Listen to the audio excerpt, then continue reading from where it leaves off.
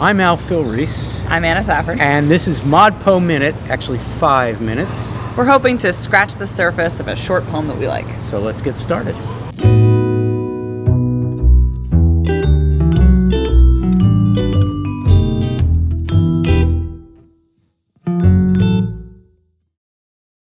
So I'm here with Davy Knittle in the garden of the writer's house. And we're here, hi.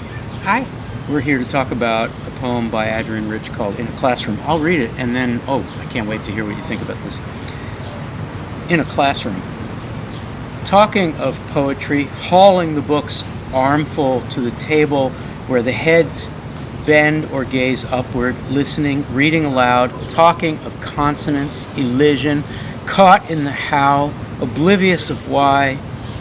I look in your face, Jude, neither frowning nor nodding, opaque in the slant of dust motes over the table, a presence like a stone, if a stone were thinking, what I cannot say is me, for that I come. Oh, Davey, this is quite a poem. Okay, what does it mean?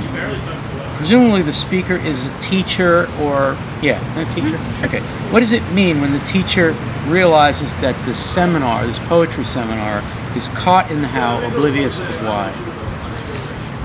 That's the place of poetry, though, is that you're trying to think about the procedure, you're trying to think about what the poem's doing, which is why we have these 8 present participles that are talking, hauling, listening, reading, talking, frowning, nodding, thinking, that the procedure, that's the how. That the how is the why, which is like the most ModPo thing ever, to say, like, we're going to go through this procedure with this poem, and right. The purpose is the fact of that procedure to be able to, like, that's Sid Corman, like, to detain you, to keep you from going. Right. And the teacher's job is to detain Jude, in that sense? Well, I think the teacher's job is to submit to being detained by the student's refusal to be detained. So that's great. So we have a teacher who's calling herself out on some pedagogical problem.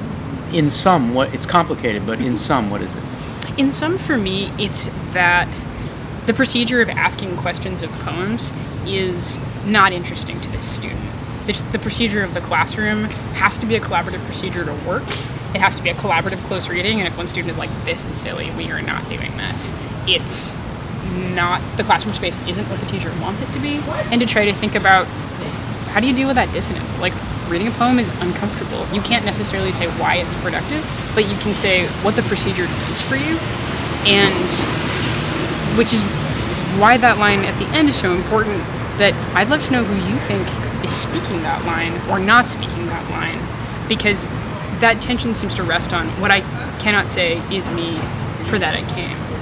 It is perfectly ambiguous. If it's Jude, then it kind of makes sense that this teacher is exploring as a liberal, radical pedagogue, feminist who's thinking, I like the ambiguity of Jude, actually, in terms of gender, but and there's all kinds of, there's the saint of lost causes, there's, but I like to think that the teacher is saying, I think if Jude were willing to speak in this classroom where they are not succeeding in learning and getting through the poem, I'd like to think that person would be able to say, the reason I'm quiet is because the very thing I can't say in a classroom like this is who I am. Yeah. So there's this kind of liberating acknowledgement on the part of a failed teacher to try to say, Jude is quiet because of the way I teach and the way poetry has been presented, and I wish silence could become identity. Something like that. How did I do?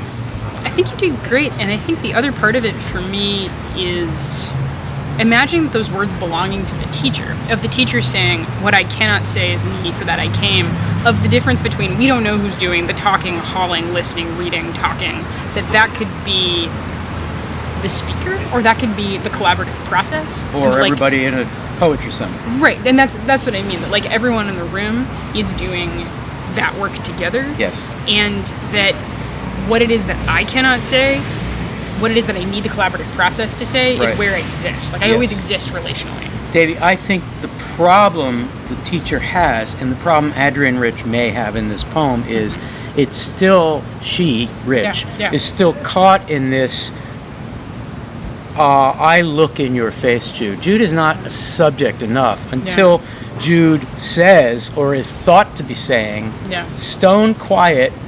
The speaker, teacher, Rich, has to assume what Jude is thinking, and that's as far as we get. And that's the kind of attention you're able to pay to a student who is silently participating in a collaborative process. What does it mean to be witness to a collaborative process that you don't have anything to add to? That just there's a big difference between not participating and taking up this space of careful, attentive listening, and that's where this poem ends. That's great. Thank you, Davey. This was great. Thanks, Al. If you liked this episode, watch another and subscribe. And join us for ModPo, a free and open course at modpo.org.